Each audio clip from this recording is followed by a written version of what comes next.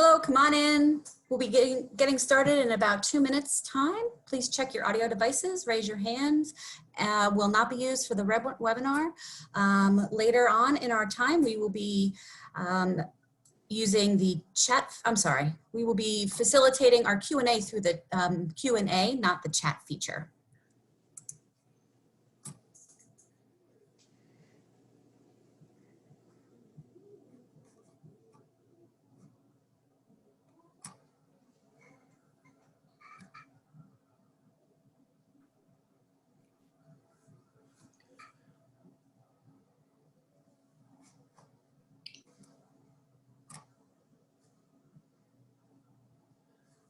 Theme music? No theme music?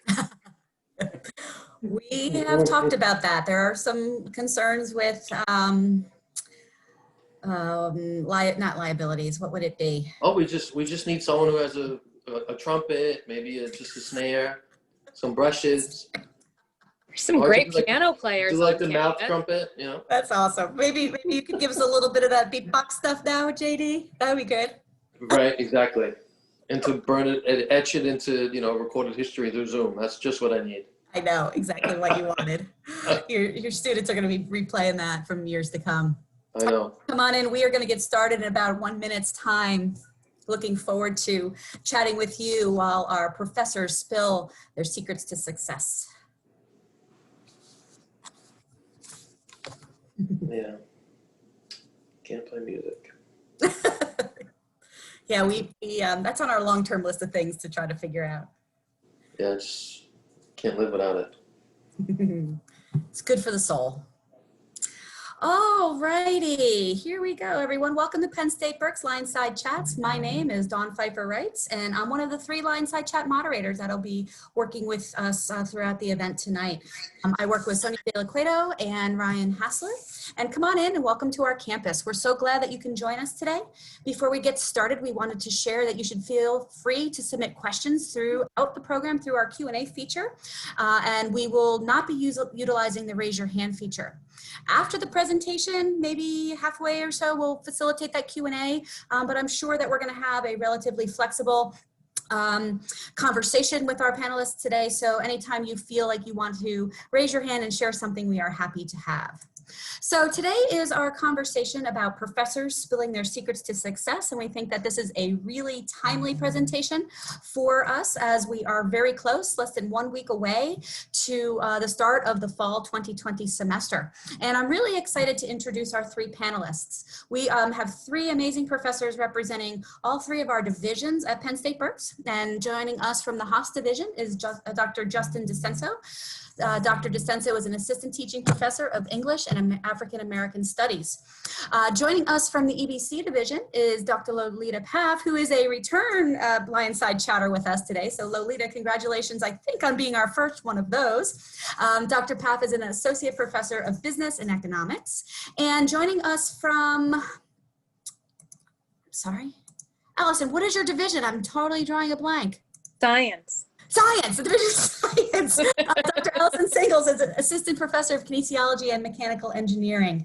These 3 faculty members have lots and lots and lots of amazing information to share. And to get us started, I'm going to go ahead and kick us off with a couple of our questions that we asked from our audience to submit in advance. So that's what we're going to begin. Are you ready, professors? All right, let's get started. So first, we did ask our incoming students if they would submit some questions to us about what they are feeling the least confident in. And I'm going to go through some of those things right now. So some of those things are I'm feeling the least confident about interacting with others.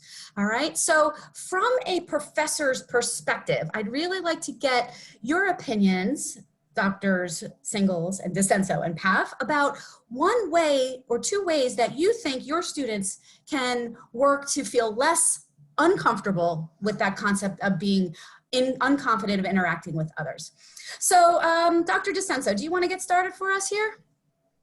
What are some things that you could share? Well, I mean, in this context, interacting with others could be very tricky because usually you walk into a class, you get to see folks, you get to have this kind of casual in-between conversations that for many of us, we won't be able to have. We could still approximate it to some degree through Zoom, but let's assume that if you do have a degree of discomfort, I would say just be yourself. Have confidence in who you are, and realize that we're all here, for the same reason, to learn, to enjoy our time together, and to learn from one another. The most important thing you can do is focus on your relationships that you can build in the class. That's great. I really, really appreciate that. Dr. Paff, do you have any thoughts for us? I do. I would encourage students, so let's say you are remote and your class is being held through Zoom synchronously, so at a regular meeting time. A lot of faculty might log into the Zoom room a little bit early. Maybe you want to try and do that because that's a nice way to have a little bit of informal conversation with the professor or with other students who have logged in. And if the professor has maybe put a discussion question up on the screen or has invited students to engage in something, that's like your low stakes opportunity to force yourself in a way to get comfortable and to establish some connections with the people in your class. And so when you're asked to engage, try to break out of your nervousness and sort of be brave. Because the sooner you do that, the easier it becomes, and it maybe even becomes a habit to do that. And it's always nice to start to form some really good habits early on. So I think that's excellent. Dr. Singles, do you have anything to add? Yeah, I mean, I am a big fan. I was an athlete in college, and I think that athletics is another way you can try to get involved with people. Of course, this semester's weird in that way. There are no sports in person, but athletics are clubs. There will be a virtual presence for all of those things. So keep in touch with what you're interested in now and look for opportunities to get involved in those things. And also don't be afraid to find virtual study groups. You can ask your professors to facilitate things like that, or you can do it on your own if you're not comfortable. I think as a first year student, it's going to be hard to identify like who you work well with. But even if you have like a breakout room in a class or something like that, where you're working on something together with your classmates, say to them, how about we meet later on Zoom or on something else, on FaceTime or whatever, and let's work on the assignment together. Don't be afraid to do those things. That's going to be really important in the upcoming year. I think all of these are excellent tips. And I think not only are they applicable to our incoming students, but even returning students, and especially in the light of this very different and unique environment that we're all finding ourselves in. So thank you for the answers to that. The next question that students are reporting that they feel less confident about is their time management skills. And I know we could talk about all of our different time management styles and tips, but I'm going to start with you, Dr. Paff, and see if you have a couple of things that you might want to share with our listeners today. Yeah, I think everyone is different in terms of the particular aspects of how they might manage time. So what would work for me might not work for anyone else. But I think what's important is to explore different methods early so that you get a feel. If you don't already have a time management system, then to start to develop one. So for me, it's my phone. I end up scheduling myself in multiple places at the same time if I do it any other way than with my phone. And I'll say things like to a student who might want to have a meeting, send me an email about that, because the email is where I sort of keep things organized and I go through and then I follow up with items in my phone. And I'm a big one for making handwritten lists in a place where I'm always going to see it. So those are strategies that work for me. It's important to start some type of system and then tweak it until you've got one that works for you. But the key point being writing things down and having some kind of calendar or some kind of planner because you don't want to miss points for quizzes or assignments, which tend to be the easier points to earn simply because you forgot. And so writing it down, putting it in your phone, those are, I think, places to start until you've sort of fine-tuned a system for yourself. Those are some really great tips. I think your point about it being a very personal thing, time management, is really important. And speaking of that, Dr. Singles, what do you suggest for our students with time management from your vantage point? Yes, I really echo the sentiment of keeping a calendar, and don't just get a calendar, actually use it. You have to write the things in there. I know everyone's like, oh, I got my planner, it's ready for the year, but then they don't write anything in it, and it's not very helpful in that way.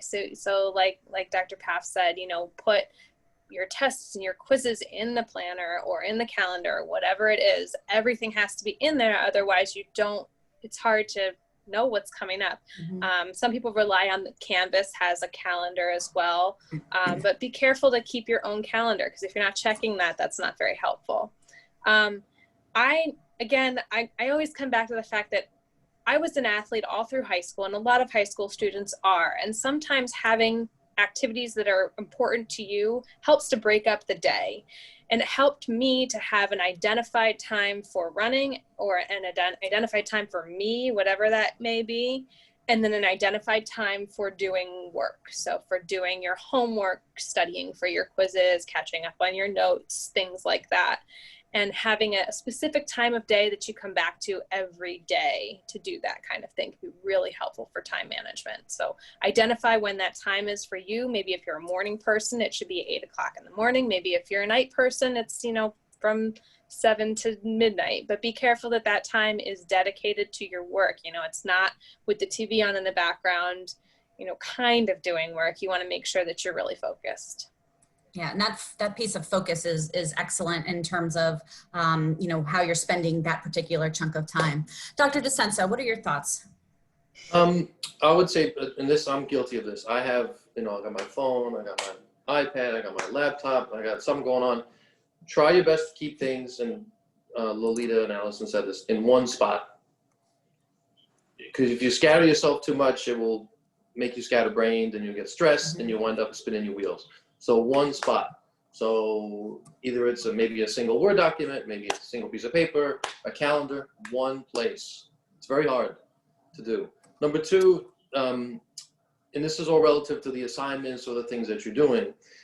So for the larger, more difficult tasks in the classes you have, you want to chunk things down, and you don't want to value long, like 8-hour, 10-hour marathon work periods. You might have gotten away with it in high school, and a lot of people get away with it still, right? But that's not sustainable, and it doesn't help you be a full, whole person where you can go exercise, you can, watch your Netflix or whatever you need to do to be with your friends and family. So chunk things down and do the biggest, most difficult, hairiest tasks first. So if you have a 12-page paper due in December, maybe take 30 minutes every other day to work on it, instead of thinking, oh, I'll get it done the Saturday before Thanksgiving or something. So I'm guilty of this too. So you want to have the little chunks. And one little analogy I always tell my students is, when we exercise, we don't work out for 16 hours the last day of the month. Right. We work out maybe 30, 45, an hour every other day, and that's what the body can, that's how the body can really transform, not when you have this mad rush. Well, the brain works in that sort of way too, and how we learn and how we retain. And also realize too, you're going to mess up and you're going to say, my time management sucks. That's okay. You just have to learn. But yeah, chunk it down, have one place for your work, and anticipate the trips and the mistakes. That's good. I think a valuable lesson also from this part of the conversation is you're going to make the mistakes, and that's okay. That's part of what you're doing here, right? And that's part of the support network that you're beginning to establish. And you might as well make them now. But as long as you're learning from them, I think that's the really important lesson. Learn from it so you only make that mistake once, and that you don't perpetuate that.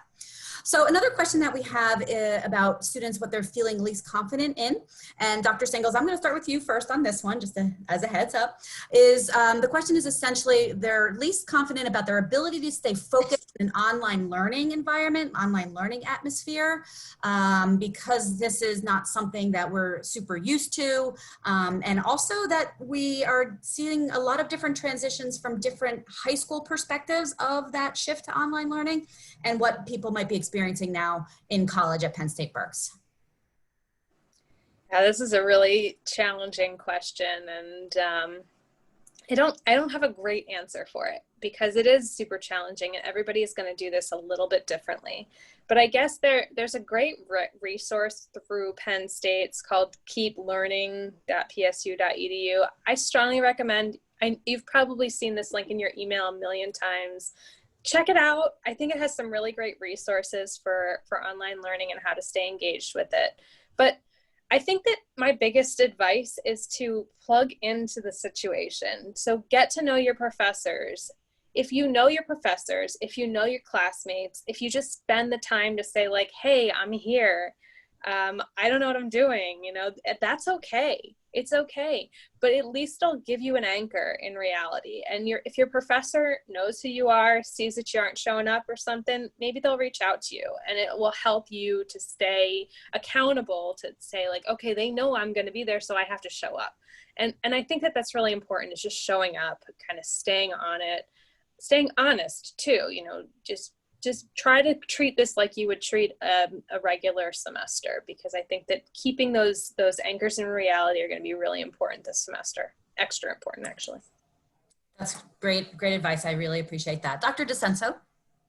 I think that's great, all that stuff. I like this idea of anchors, especially now. This year is just incredibly tough. Just a simple matter. Have a dedicated place where you do your work and be very, very, very vigilant about training your attention on one screen at a time. If you can, try not to, again, I'm assuming we're talking about a Zoom environment, a digital environment. Try not to do it on your phone if that's possible, because the phone is very seductive and all of the notifications and all of try your best to have it, if you have the technology, if you have the resources. If not, you know, do the best you can with what you have, of course. But if you do have the resources and you don't have to use your phone, it's best to not use your phone to do this work, because again, it will distract you. But it's really a difficult challenge. And again, just like time management, you have to kind of give yourself some permission to trip up and try your best. I like that. Give yourself permission to experience and learn from that. Dr. Paff? I guess I can really agree with what was already said. I think the two other points I might make would be, one, even though you won't be required to have your camera on, I would encourage you to think about keeping it on, because it forces you to stay more focused, right? So the three of us are panelists, and even though I'm the one speaking right now, they have not blacked out their screen. And so they're consciously, you know, my colleagues are smiling nicely and sort of acknowledging, and I'm more attentive. And so one way to fight the tendency to sort of lose what you're thinking about, and be distracted, is to keep the camera on. That's not always possible. We recognize that. But I would encourage you as much as you can to try and do that, because it's a closer experience if we can all see each other. I had another thing and it has left my mind. That's all right. If it comes back to you, just wave or yell and we'll bring it back. It wasn't that important. So. I get that. And I appreciate all of that the three of you are sharing so far. And these are really great tips. And I think the one thing that I want to point out about this online learning experience is, even though we did it a little bit back in March, April, early May, this is all still relatively new for all of us. Many of us have never taught in the online environment before, so we're trying to figure it out as we go as well. And I think it's really important that all of us, professors to students, students to professors and staff, we all give each other grace and we offer flexibility and patience. And I think that will make the whole experience go so much better. Could I say one thing to that? Just that in the spring semester, it was the middle of spring break, and we were told on Wednesday that the following Monday we were going remote. And so literally faculty had 5 days to prepare. Now, many of us, all of us, have been trying to redesign our courses for either in person with rotating students in and out for labs and things like that, or fully remote but synchronous, or fully remote and asynchronous. And so faculty have spent a lot of time preparing this summer. And so I don't think it's going to feel as bumpy as it did in the spring. It's still an overwhelming and daunting task. And yes, we are going to mess up at times too. But I think a lot of faculty have put a lot of time in, and I'm feeling more optimistic about it. I really appreciate that. And I know from all of the colleagues that I interact with that that is absolutely true. And I think that I'm glad to hear that you underscored that for us. One of the things that, thank you. One of the things I'd like to turn to right now is a little bit more on the faculty. We talked a little bit about interacting with students earlier in our conversation this evening. I'd like you to talk with us a little bit about ways to meet your professors, interact with your professors, some strategies for that, but also the why of that, why that is important, why it's important to establish and maintain those relationships. So who's up? I think Dr. DeSenso, it's your turn again. Yeah, I would say from the very, very beginning, make yourself known, a known quantity. I know we're probably not in the era of handshakes right now, or any sort of close interaction in terms of in the classroom, but say hello, introduce yourself, try to strike up a conversation. Don't forget we're human beings. We're in this business because I hope we care about people. We love our students, we love one another, and we love to be here. Berks is a very hospitable, welcoming place. And we want to get to know you. And we want to know that you're invested in the class and in the material. So make it your business within the first week to begin that relationship with every professor that you have, whether it's dropping an email, popping in through Zoom office hours, whatever it is, just begin that process of developing the relationships. Yeah, that's really important. I appreciate that. Thank you. Dr. Singles. Yeah, I want to echo that. This is really challenging right now, but it's definitely important, and more important now than ever is just to make a point. And if we could give you guys an assignment, I know that we're not really in the business of assigning things. This is not school yet, but if you had one thing that I would recommend for you to do in your first week of class, it really would be to introduce yourself to the professors. Get to class early, or send them an email if you don't want to be in front of other people. Schedule a time to meet with them. Just say, like, this is me, I'm coming from this high school, this area, I'm really interested in this class because of XYZ, whatever, and I'm not a great online learner, so I need some tips or something, or whatever you want to say. I think it would mean a lot to your professors too, because we're struggling with the same thing. We're getting incoming freshmen like you guys that we aren't going to know, and it's hard to teach to students that you don't know. So I think it will really help you, and it will help us. Yeah, I think that's super important. Thank you. Dr. Paff. You know what, I don't think I have anything to add. Learning is relational. And so when you feel that connection with your professor, and the professor, the class is not just a collection of these faces, but you are real people to us. It just enhances the teaching experience, and by far enhances the learning experience. So yeah, let's make it personal.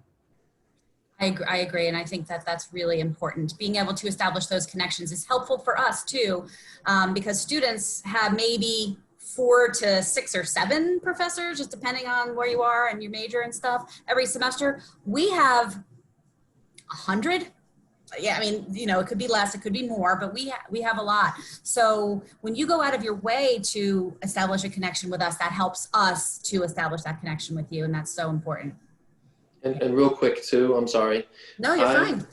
Just yesterday, I had an email from a student who got into law school because I helped her with a personal statement or getting resources for the LSAT. Another student just got a job in Philadelphia doing engineering. Another person is.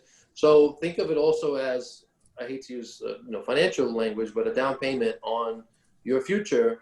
If there's a certain faculty person that you think that could help you, or just develop that relationship, you don't know how it's going to help you moving forward. So it's an investment to build relationships. And plus, I'll also speak for myself. I love to meet my students and have relationships, and I'm here to help you and mentor you, and I'm sure my colleagues as well. So we kind of, a little bit of us kind of tears up if none of our students come sees us. I mean, we're in this business because we love it, and we love our students, and we love to learn, and we love to teach and spend time with y'all. If I So can don't just be add shy. one more thing too. Yeah. I think that's really, don't forget, these classes don't have hundreds of students in them. As a general matter, you are going to be in classes that are small. That means, you know, under 20, under 30 students for the most part. And that means that you will never be just a name in the class. You are in that class. You can't go under the radar in a class of 30 students. And so you have to nip that attitude in the bud. And I think that's really hard for students to do coming into college, because you're used to a high school classroom that is a little smaller, but and then your kind of general perspectives of college is that you're just going to be one of many in a classroom. But this isn't that kind of classroom. Most of the classrooms at Penn State Berks are not that kind of classroom. And so you have to take ownership of that. Otherwise it's not going to help you. I think that's really super important, and I thank you for sharing that ownership piece. Dr. Paff, is there anything you want to add? Nope, I think that was well said. Okay, very good. One of the things I'd like to move to next is the concept of the rigor, all right? The rigor of moving from the high school course and the coursework that you have as a new high school student, and how that then translates to the rigor and maybe the intensity of the coursework that you have in college. And I think having all three of you from different divisions can speak to that from different perspectives. That would be a great thing. So Dr. Paff, you can start. Okay. So I think rigor means different things to faculty than what it means, I think, sometimes to students. And maybe for most students is it hard to get an A, or is this a hard class? And by hard, I've actually had students ask me that, I'm not sure that my answer was satisfactory. Hard can mean the material itself is really, really challenging. So some have more skill at writing, and others can't stand having to write papers. Some folks are very quantitatively skilled, right? Math is their favorite thing, and others a little bit more math phobic. Maybe some folks struggle with foreign language. So on a personal level, you're going to have some areas of strengths and some areas where you already experienced in your education that, I don't do so well in. I'm going to ask you to push that aside and not assume that if you haven't had success in math or English or whatever it might be, science, whatever it has been, don't assume that that's going to continue. I would view this as college is a fresh start. And so when college professors, I'll think of some of my colleagues, think of what do we mean by rigor? I think we mean to stretch you and to challenge you and to try to find that sweet spot where you feel pushed, but not to the breaking point, where you feel like, yes, I can master this, but I'm going to have to work pretty darn hard to do that. For some, it may mean you have regular homework assignments, and maybe you were used to not having to crack open a book in high school, and now, yeah, you're going to have to do the work, or it's going to be a disaster. So for myself, when students evaluate the courses I teach, a lot of it is there was a lot of work, but it wasn't busy work, and I learned something. And to me, that would be how I would distinguish rigor in college, that it's meaningful work that helps you learn, and it stretches you in terms of what you've known and in who you are, right? To make you more than you were before. I love that. And I just want to run back into a classroom and learn right now. It's exciting. Dr. Singles. Yeah, I think that the concept of rigor is really going to be what you make of it as a student. I think that every class is going to be super different in terms of how you prepare, how you study, and how you get good grades, and that's fine. But I think that if you spend the time doing the things we already talked about, time management, getting to know people, plugging yourself into the environment, literally and figuratively, I think that that the rigor will come second nature. I think that you don't need to really plan ahead for the rigor. You just need to put in the time and make sure that you're accountable, and touch base with your professors if you are struggling with a concept. That's what we're here for. That's a big part of our job. So please use that. Yeah, and that's a really important thing. We want you to ask the questions and offer the concerns early on in the process. We don't want you to struggle through and wind up in a hole that you can't dig out of. So please interact with us about a concern that you have early on. Dr. DeSenso. I think Lolita and Allison said it all. One thing, again, you may in your head start to maybe question whether you're fit enough or smart enough, or you have to throw that in the garbage. That stuff's BS. Those old tapes that you play possibly in your head. I'm bad at math, or a student say to me, I'm terrible at writing, and I teach writing. And I always put the letters B and S on the board when they say that, because it's not true. You can grow, you could stretch, right? We know studies of the brain, we can do things we do through repetition and practice, and correct practice. So if you feel you are weak at something, ask for a lifeline, ask for help. We're here to help you. So that's all I wanted to contribute. Can I say one more thing? Absolutely. So in the remote environment, right? So people can put their Q&A in the Q&A feature now, and we can't see that. Only the moderator can really see what those are. It's sort of like how it is on Zoom.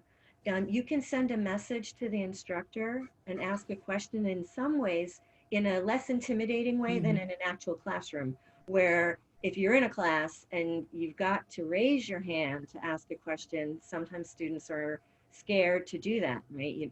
I don't want to look stupid. I'm sure everybody else gets this, which is all nonsense.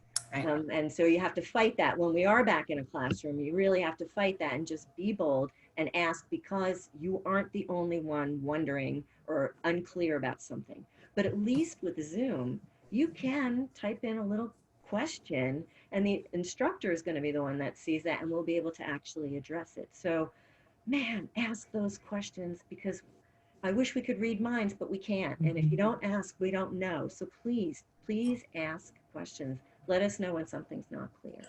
Yeah, it makes us better. Perfect. It makes the class better for everybody. Absolutely. Excellent. Speaking of making things better, I'd like to transition to the concept of professors' office hours. And first of all, offer that all of us are required as professors to have office hours each week. And that's for a reason. And I'd like each of you to talk about that reason from your perspective, and also give some tips about how to interact with professors in office hours. Dr. DeSenso, you can start. I've lost my pattern. That's fine. I'm probably the black sheep in a lot of ways in the campus. I'm always bumping music, hip hop. I have students come to my office during office hours. We freestyle rhyme. We just have fun. At the same time, there's time and place to talk about courses, talk about assignments, talk about advising. So think of it as an opportunity where you have a captive audience, your instructor or your professor, to just talk to them. Now, of course, within this context, we're talking about the assignments in your classes, any sort of concerns you have. Maybe there's a grade that you received that you feel that perhaps you could have done better. Doesn't mean you're going to go and wave your finger and say, I deserve an A. It's that you talk through how you could have got better or improved. So think of it as you have someone who's here to help you and listen to you and work with you on anything that you need. And also another opportunity, just like we said earlier, to deepen and strengthen those relationships with someone who might be interesting to you. And come to them too. Come to office hours. Yep. As before I go to Dr. Singles and Dr. Paff, I think it's important to point out that the vast majority of us are going to be having virtual office hours this coming semester. So, Dr. Singles. Yeah, I think that office hours are a great place to get to know your professors for sure. And I think that as far as the meaning for me, I see my advisees in my office hours sometimes, but for the most part, it's meant for the students in my classes, and they come in or physically in, maybe Zoom in, whatever it is this semester. Students will come in, and ask for help with a question on a problem set or a question on a lab. And they might come in and just say like, hey, that was really weird in class the other day, right? And I'll be like, maybe, I don't know. But I think it's an opportunity for a lot of different things. It's an opportunity to get help with assignments in a low stress environment or lower stress environment than the classroom. It's a place to ask questions that are not related to class. You know, I think it's definitely an opportunity. And I can tell you that I know that probably 80% of my students never come to my office hours. I wish all of them did, because it would be a great place for us to continue learning and for me to reinforce the material from the class or help them with what they're struggling with. And I know that 100% of the people that do come to office hours get something out of it, whether it's what they meant to get out of it or something unrelated. They get something out of it. And so I really strongly encourage you to take advantage of those opportunities. I appreciate that. I love that concept of opportunity. Dr. Paff, anything to add? Yeah, two things. So like everyone else, I also have office hours and they're very lonely generally. But I make a point, especially after the first exam in my courses, anyone who didn't do particularly well gets a handwritten note from me to please come and see me, either during office hours or to make an appointment. And that can be scary, right? Because if you didn't do well, you're embarrassed. You maybe don't want to face the professor. Maybe you're sure it's just going to be a session where you get sort of scolded again, or, well, you know, didn't you study? Or nothing could be further from the truth. For any faculty member, that is exactly the time to go. After things haven't gone well or you're struggling, that's precisely the time to get in touch with your faculty member and have a conversation. Because the saying I give my students is, for the outcome to change, something has to be different, right? So if the first one didn't go well, let's talk about what you did, and let's figure out how you could study differently, how you could prepare differently, how the outcome could be better. So that's the one piece of advice. And then the other, given that I'm in the engineering, business, and computing division, so IST and SRA, a lot of the technical professional fields, relationship building is the first step to advancing your career. So by getting to know your faculty, you have more research opportunities. As an undergraduate student, you'll have more opportunities for sound career advice. And so leverage that. You've got great people that work at the college that have academic training, professional experience, you know, leverage those relationships so that when it comes time for recommendation letters for law school or whatever, you've got that foot in the door already with the professor who will help you and wants to see you succeed. Yeah, those are all excellent, excellent pieces of advice. Dr. DeSenta, did you want to say something else? Yeah, this is, and again, this is also an arena where human beings are living lives, and if you're not feeling your best or you feel like that, you don't know who to contact, you need to talk to someone, and it just so happens your chemistry professor or your math professor just, I don't know, makes you laugh and you feel comfortable. And that's maybe the only person you feel comfortable with. An office hour is an opportunity to say, hey, I may need some support, or I may need some help, or even reporting something or wrongdoing or something that you don't feel so comfortable about. An office hour is also an opportunity to communicate it to someone at the institution, and we can shepherd you through whatever process or introduce you to resources. And that's happened many, many times for all of us. And so also think about it as an opportunity to resolve any sorts of issues or problems you may have. And I mean, I don't want to speak for my colleagues, but you know, stuff can get very difficult as a human being going to college, and we're here to help you on that level too. An office hour is an opportunity to do that. A blank check to come in and say, hey, something happened. Hey, I'm feeling like poop. I need help. Okay, we got you. Yep. But you got to come office hours. Yep, gotta come. I do want to invite our audience to start submitting questions and answers in Q&A, and we will get to those, but that is open if you would like to start that. But I want to just tweak this a little bit. Instead of speaking about office hours for your professors, talk about a little bit from the advising perspective, seeing your academic advisor. I know Dr. DeCenzo, are you an advisor? Yes. Okay. So we were all three advising Yep. students formally. So just talk a little bit about that and the value of that and being prepared for those meetings. Dr. Paff, you could start. Okay, well, a lot of times you'll get an email from your advisor as registration system opens up and the classes are available.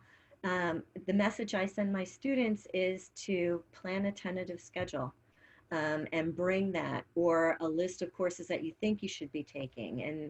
And then when we sit down, we have sort of a working frame of reference to look at whether or not you've met all of the different objectives for your degree program.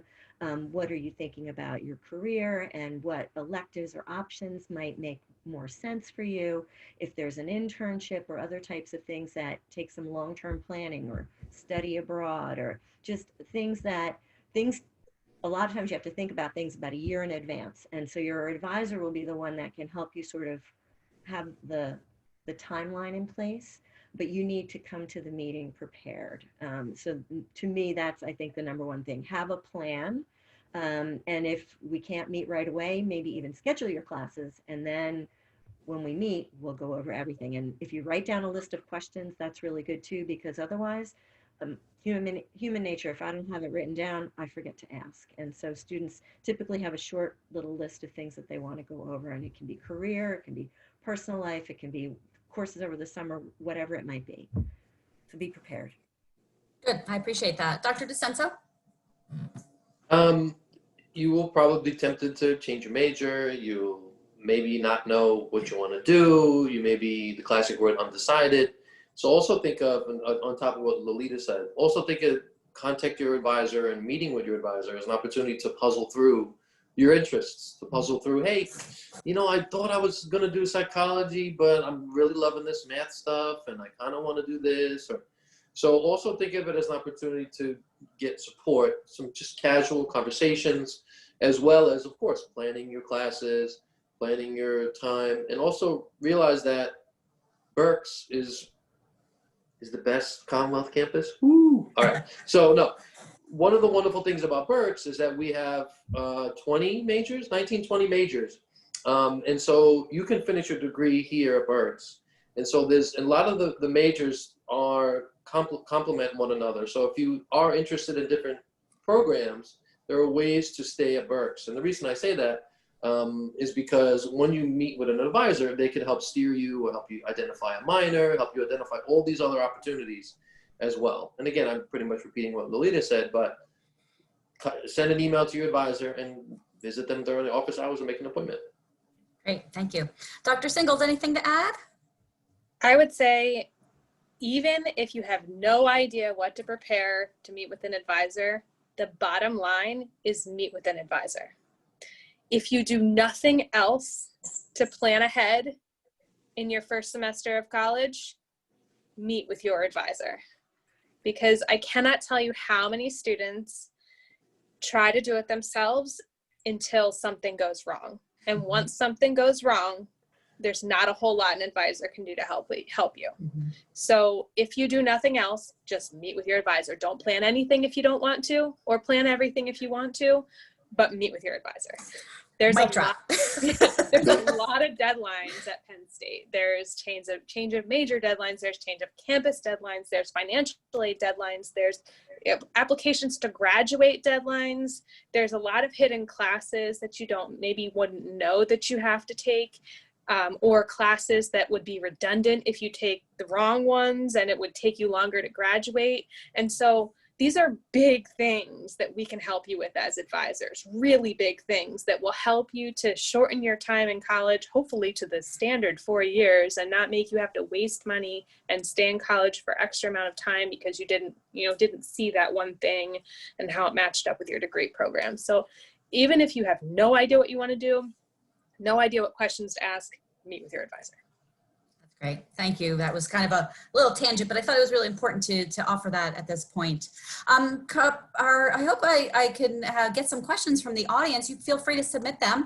But in the meantime, Dr. Paff, I'd like to ask you a little bit about your concepts and your thoughts about being prepared for class. What does that mean? Being prepared, is there readings and doing stuff beforehand? What is your thoughts on that?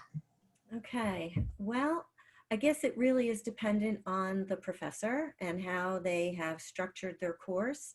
I would say a fair number of professors will ask or assign readings ahead of time, or some type of maybe watch some videos and take a quiz, or do some preliminary sort of warm-up work. Whatever you're asked to do in advance of class, do it. And I think the analogy I would give would be if, and I was not an athlete, I was a musician, but athletes have coaches.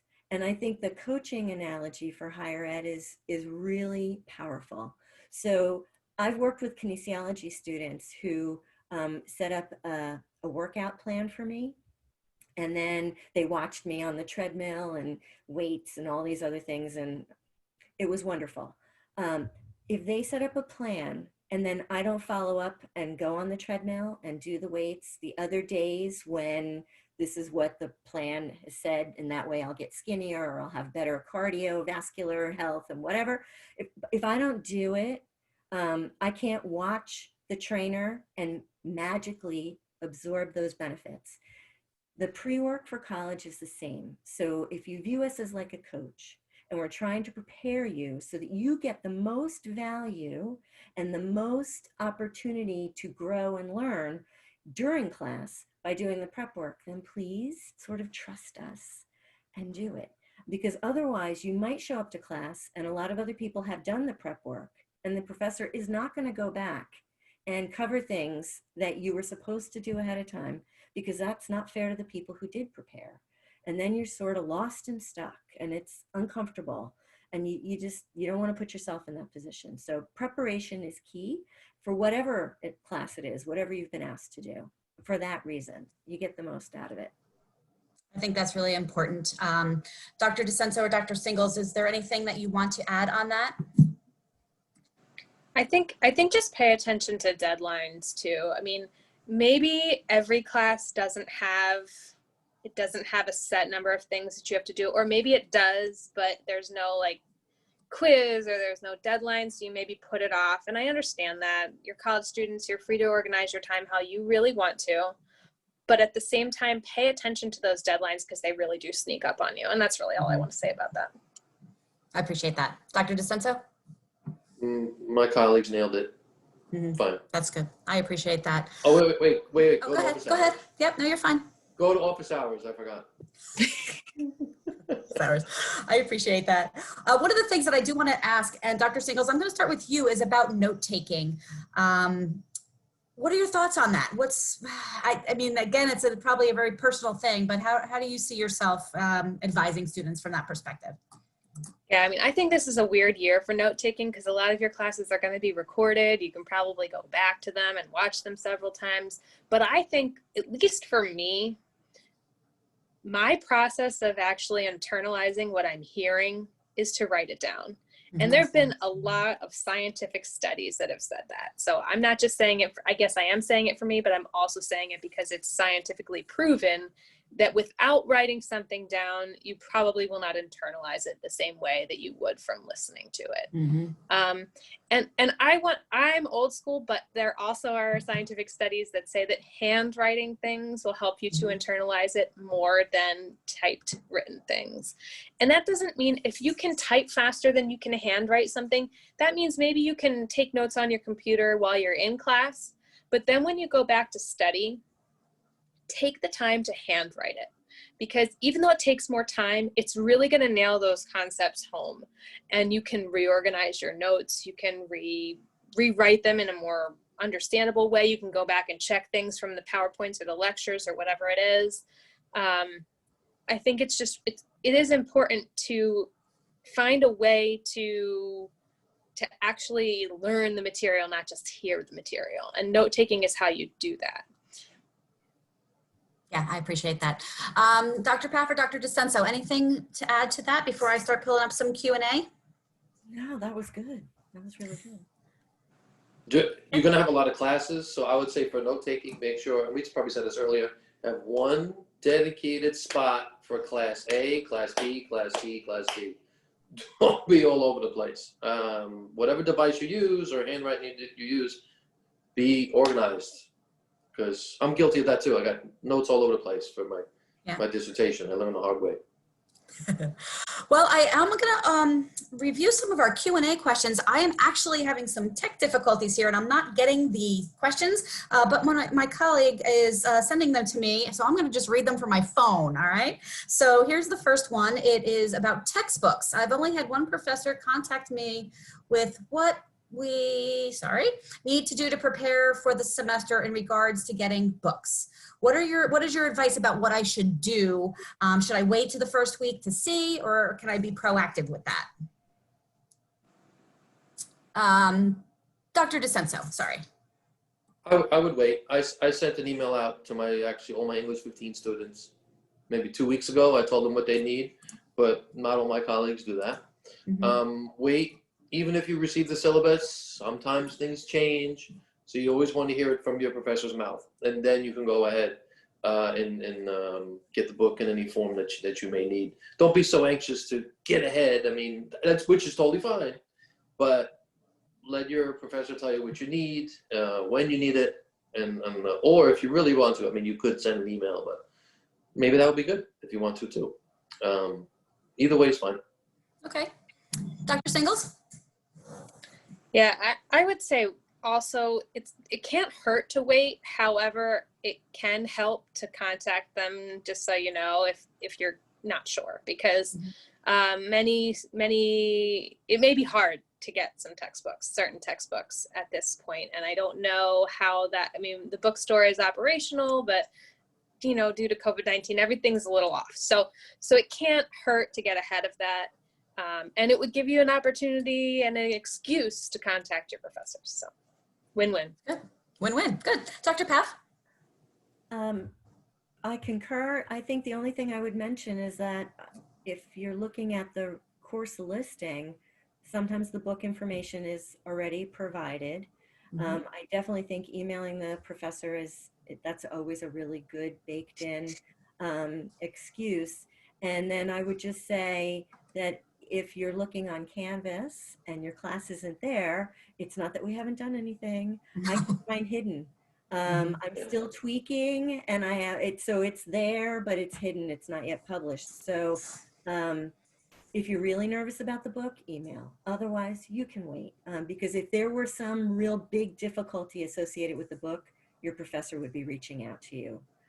Or be working on it sort of behind the scenes. So yeah, and I agree with that too, and I appreciate that. And I will let you know, for anyone that's taking CAS 100A effective speech this semester, your book is an open educational resource, and it's free and it's online, and you don't have to do anything for that class. So I will put that plug out there.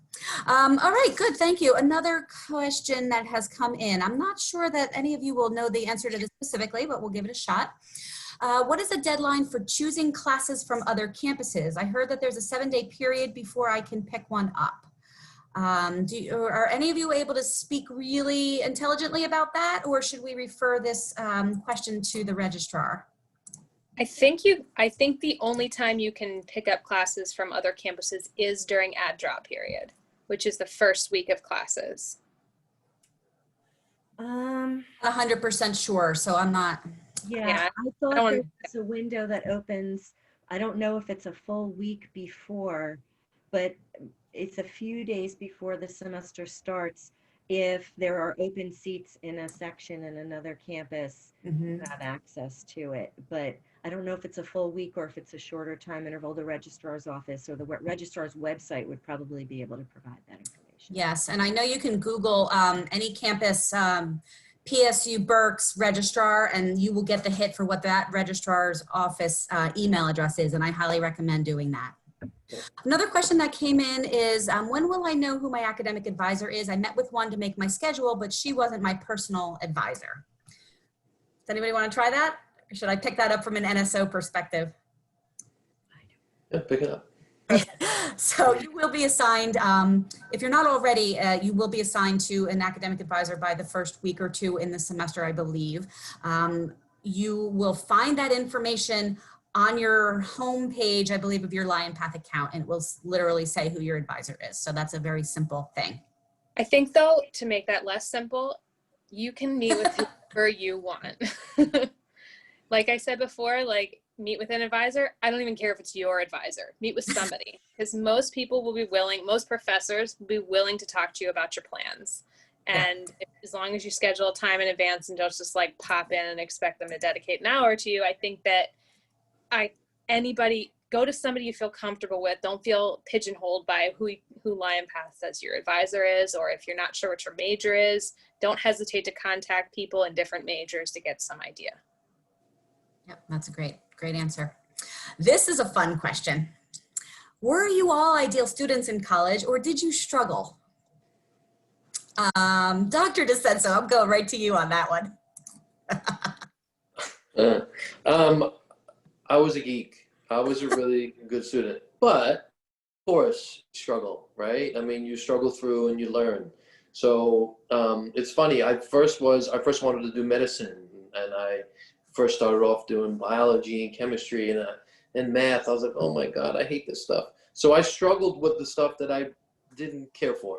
And so I would say that, yeah, I struggled learning what I wanted to do, and struggled learning with what I was interested in, that sense. So yeah, I had some struggles. We all do, right? I mean, it's natural. No one comes into this, like a magician, breezing through college, and the brain learns through that struggle, through those challenges. I don't know if that answers that question. No, But, yeah, I think a little so. bit of both. Good. Dr. Singles?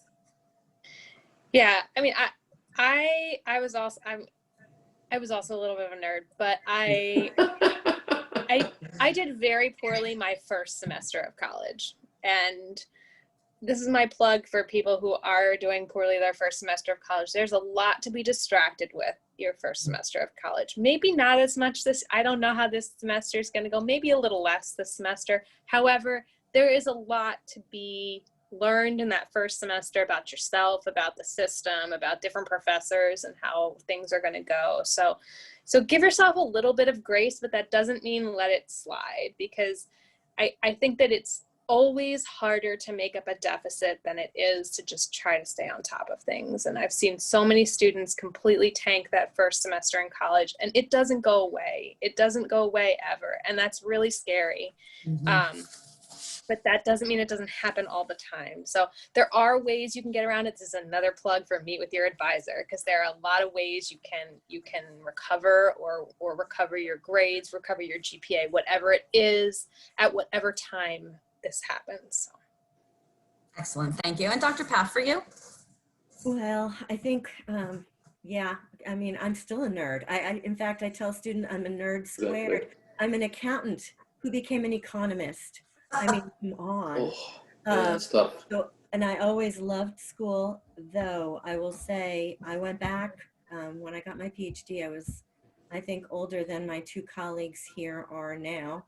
And so it was a long time since I had seen calculus and a bunch of other things. And that first semester I had a course where it was a disaster. The first exam got handed back, and I had to fight not to cry in the classroom. And I was a 30-something-year-old person in with traditional age college students and younger, other more adult, if you will.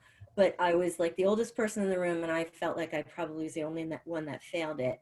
And it was a horrendous time. I saw the professor, and I can remember sitting in his office and saying, I am trying so hard. And what I took away from the experience afterwards was that having suffered that way has made me infinitely more sympathetic and understanding as a professor, because there will be times that you're going to potentially work really hard and still struggle. And I'm not going to look at you and think, yeah, that's a bunch of BS. How hard could you have been working? But to really acknowledge that sometimes just getting through is going to be the best that you can do, and that's okay. And so having struggled, I think just gave me a whole level of empathy I did not have through the traditional years, because I thought school was fun. I appreciate that. Can I just add something? Yeah, go ahead. And one thing that I definitely did struggle with was my mental health as an undergraduate. Because I was such a geek, I was very much isolated. I was chronically depressed. And so that really whipped my butt. And so I was getting A's and kicking butt in the class, but I wasn't living a full and whole life. And I had to really work hard to understand what it meant to really be a successful college student, and to also be whole and to be okay. So one thing that you should also give yourself permission to is to realize that persistence and working hard is just one part of it. Another part of it is to be able to do it in the sense where you feel whole and you're okay and you're doing well and you're also seeking help when you need it. Because this stuff is not easy, and we live in a very chaotic time, a profoundly chaotic time. So that will weigh on you in ways that you can't anticipate. So it's not just academic challenges, it's challenges, 360 degrees squared. Wait, no, no, seriously, it's not easy, and we're all in this together.